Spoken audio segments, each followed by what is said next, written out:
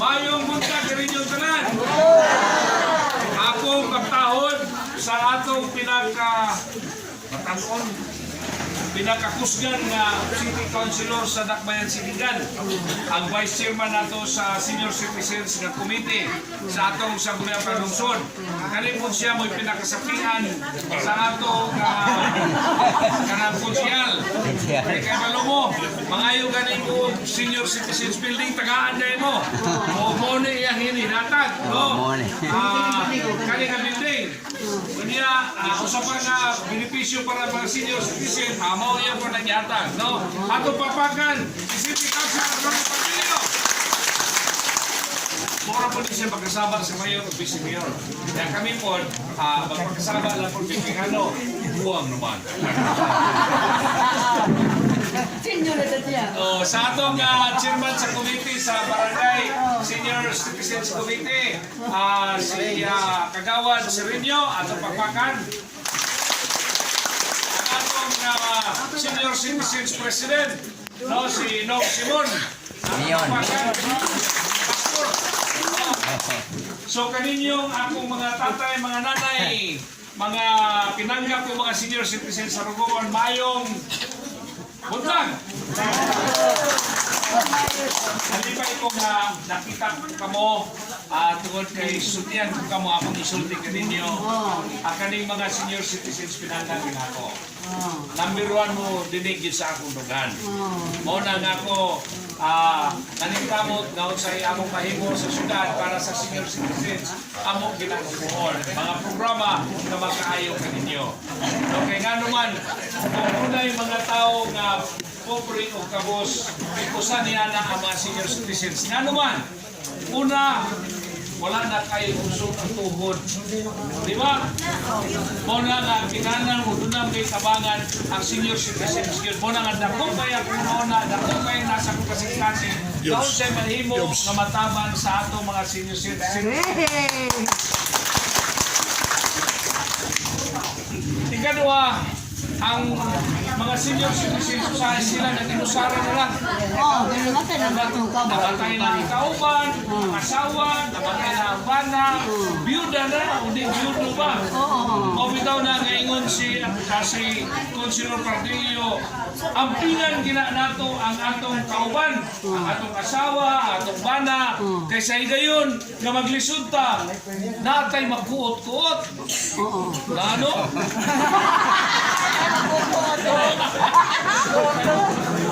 Ito ang importante kaya pingan din ito ang ating mga bana, ang asawa, ang pingan din labi na kay ang mga inyong mga anak doon na sila yung mga kinabuhi natungod na sila yung kinabuhi maglahi na po nag-ila sa'yo makalimot na sa tuwa, di ba?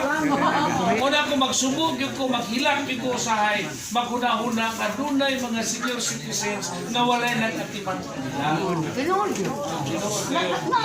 Muna nga ako lagay dako kay kung pangandoy naunta kita matagaan taninyo di ko magligo-ligoy matagaan taninyo og gahom diya sa atong syudad pagka mayor kay ang mayor mo kunay magkukutgod sa tanang programa sa ato nga syudad nga para ang mga senior citizens nga duol sa kondughan matiman kay na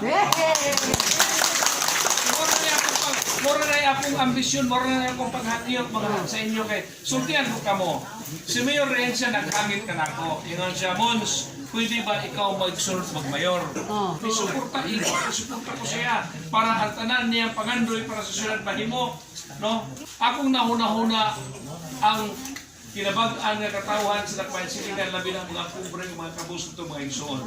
Kaya kung ang akong nahuna lang ingon, kamahanan ko, doon ako'y sapi, doon ako'y dungog, dili na ko ano eh. Dili na ako kinanglan. Dili na ako kinanglan. Sapi, dili na ako kinanglan eh. Sulong flight naman ko, ako naman ko sa. No? Diba, kaya muna ako kapare ko, di ba? Dugay na niya akong ihalad akong kagalingon ngadto sa Diyos na mag-inusara na niya para mahakat na akong palang kinawin ko sa iya. O siya mga katawan. Mula nga, di na ako kinanglan ng sapi, kahong o dulog, di na ako kinanglan. No? Pero na una ko, nga dunay daghang mga pobre nga tao sa atong dakbayan nga nagkinahanglan kay tagang atensyon sa atong gobyerno nga kani sila nakalitan sa dugay. Tungod ang sitwasyon hantod karon daghan pa ang mga kabus na nag-antos sa tumang kapitos gumikan sa kalisod o sa panginabuhian. Akong gidawat ang hagit ni Mayor nga akong sundon ang iyang lakang nga mahimong mulingkod sa lipuranan sa pagkamayor sa Dakbayan Silingan aron atong maatiman ang atong mga igsuon na kabus. Sabak ka na atong tanan. Kaya kung nakasabot ko, nakasabot yun ko sa unsay kinabuhi sa pobre, unsa ang kalisod, unsay pangandoy sa mga pobre. Kay pobre man ko mismo. Nag-spoiler lang dyan ko pag maayo. Nakakanto ko sa mga maayong na tulungaan. Nakalampos, nahimong pare, nakalipari kay siyempre, pinangga mo sa mga tao. Pinangga sa mga tao. So, mataas-taas yun ang iyang buwan, ang kinabuhi, no? Ang iyang ranggo.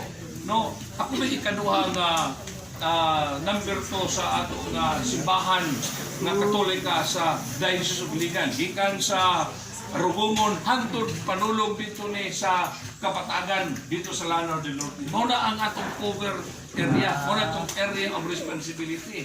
No? Number 2 kuha na sa atong simbahan. Dako ang ako dito. Diba? So, pero akong gihubo ka ng maong ranggo kay para lang kumupuyo ko sa kanmiyang rehensya para din maalangaran ang atong katawan sa Dakbayan sa Iligan. Para usab nga ang gobyerno nga dugay ng abusuhan o dugay ng itaon nga pansamantalaan, no? Sa atong mga lideres diin nakalimtan ang atong mga kabus mausap ubabag o mahatag na gayud ang atong gikinahanglan mahatag kada kanato. So dili na ko tason ang akong pakikulong akong ingnon nga kamo mga senior citizens tibuok Iligan dinhi sa Rugungon labi na sa kalisod sa kinabuhi kamo number 1 gayud kanunay.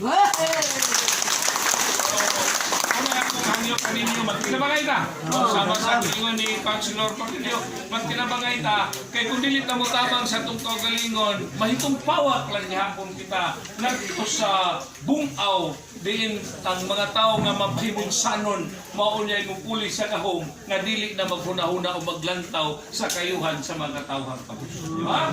Noon. Okay. Mapulpas ako na sinatian dinhi sa Rugungon, wala ko kadao. Kaya naman, kung medyo ko kwarta yung panghatag, no? Ya dili magbisag na kung kwarta yung panghatag, kung naay mo hatag na ko para ipanghatag sa kaning gitawag na ito panahon sa eleksyon, dili man ako daw dawaton, kay supak man na sa akong tinuhuan na manghatag kag kwarta sa mga kabos para kita kalingon, para mo lingkod sa lipuranan.